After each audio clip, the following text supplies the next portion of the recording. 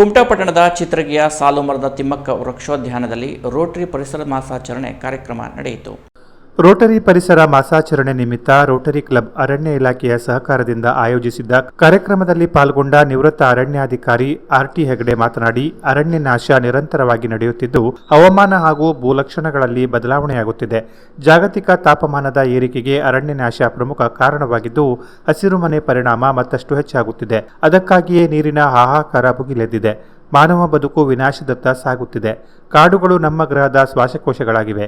ಮರಗಳು ಇಂಗಾಲದ ಡೈಆಕ್ಸೈಡ್ ಅನ್ನು ತೆಗೆದುಕೊಂಡು ಆಮ್ಲಜನಕ ಮತ್ತು ನೀರಿನ ಆವಿಯನ್ನ ಗಾಳಿಯಲ್ಲಿ ಬಿಡುಗಡೆ ಮಾಡುತ್ತವೆ ಎಂಬ ಒಂದಂಶವನ್ನು ಮನಗೊಳ್ಳದ ಸಮುದಾಯಕ್ಕೆ ಎಚ್ಚರಿಸುವ ಅಗತ್ಯವನ್ನ ಸರ್ಕಾರ ಮಾತ್ರವಲ್ಲ, ಸಂಘ ಸಂಸ್ಥೆಗಳು ಮಾಡಬೇಕಾಗಿದೆ ಎಂದರು.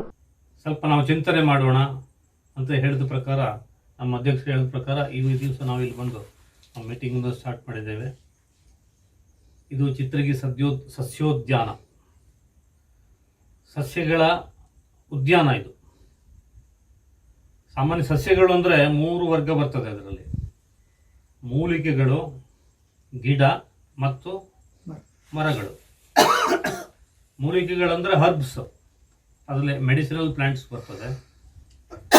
ಗಿಡಗಳು ಅಂದರೆ ಸಾಮಾನ್ಯ 5 ರಿಂದ 6 ಅಡಿ ಎತ್ತರದ್ದು, ಇವೆಲ್ಲ ಗಿಡಗಳ ಗುಂಪಿಗೆ ಬರ್ತದೆ.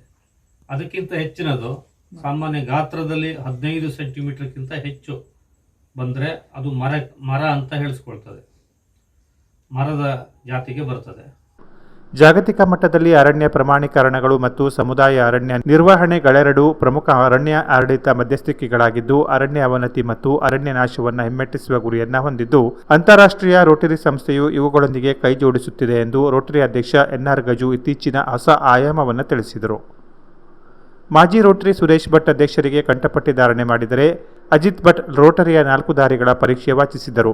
ಏನ್ಸ್ ಕ್ಲಬ್ ಕಾರ್ಯದರ್ಶಿ ಶೈಲಾ ಗುನಗಿ ಪರಿಸರ ಗೀತೆ ಹಾಡಿದರು. ರೋಟರಿ ಕಾರ್ಯದರ್ಶಿ ರಾಮದಾಸ್ ಗುನಗಿ ವಾರದ ವರದಿ ವಾಚಿಸಿ ಮುಂಬರುವ ಕಾರ್ಯಕ್ರಮ ಸೂಚಿ ನೀಡಿದರು.